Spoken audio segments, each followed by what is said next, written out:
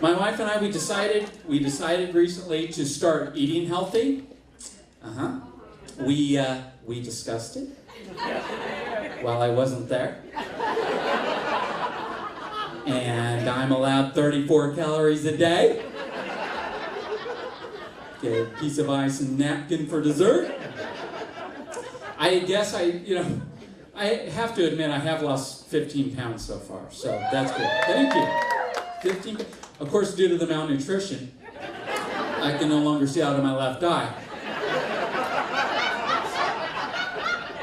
But at least I don't have man tits anymore.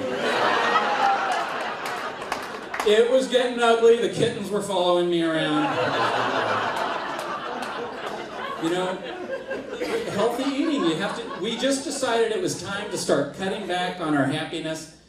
So I think we can all agree that the most important thing to do is to be as healthy as possible and then die. Yeah, he's dead, but look on the bright side, at least he switched over to wheat pasta.